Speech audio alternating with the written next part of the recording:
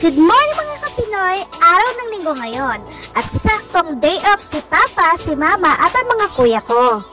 Nagkape-tea muna yung mga kuya ko mga kapinoy kasi hindi pa tapos magluto si Papa. Pagkatapos si magluto, nag-agahan agad kami.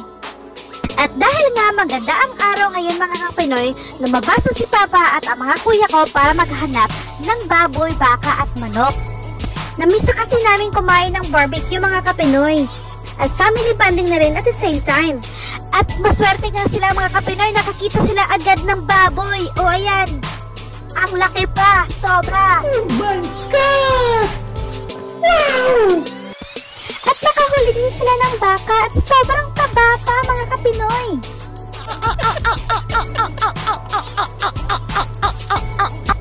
At meron nga ding giant manok.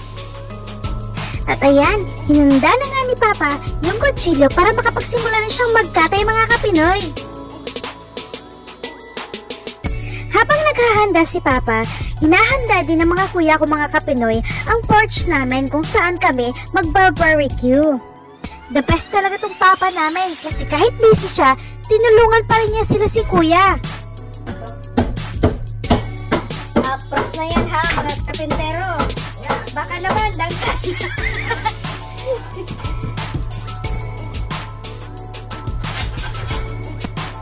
At nahanda na nga ni Papa mga kapinoy yung baka, baboy, at saka yung manok para pang barbecue namin. Ang bilis lang talaga ni Papa ang ginawa lahat to.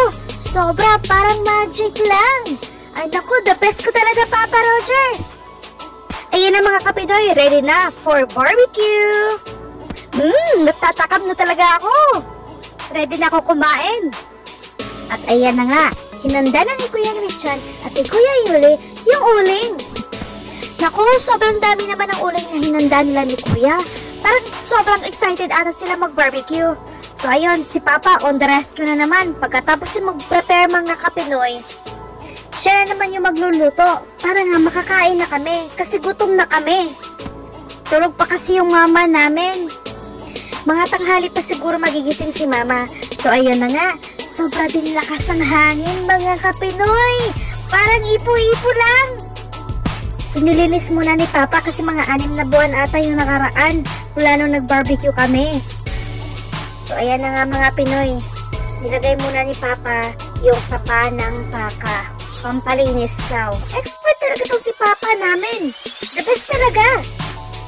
So habang nagluluto si Papa mga kapinoy, nakatingin lang sila si Kuya. So ganyan kabait yung Papa namin mga kapinoy. O diba sila si Kuya, tingin-tingin lang. Sobrang sipag talaga ng Papa namin mga kapinoy.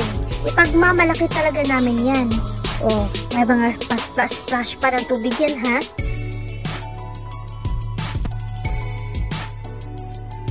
Ayan na nga, mga kapinoy, sasalang na.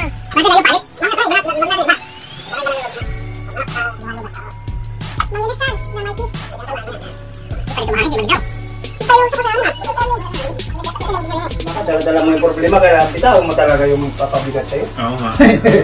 Ay, may hugot na naman si Roger ah. Hugot na naman bro ah. Papabigat. Bitawan na yan.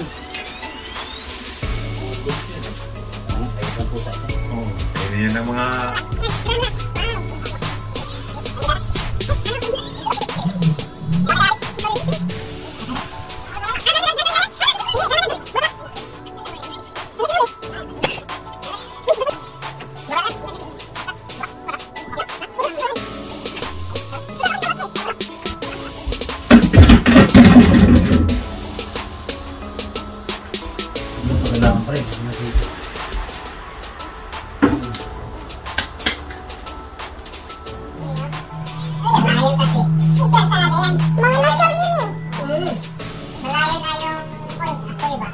Hindi nga nagtatagal yung luto ni Papa mga kapinoy kasi nga ubos agad namin, lalo na mga kuya ko, grabe.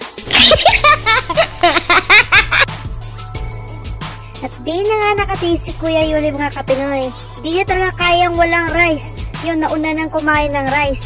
Yun naman si Tito, dumating na, galing sa trabaho, on call kasi. Tito Eddie, pasok ka, mangangamoy usok ka dyan. Hala ka.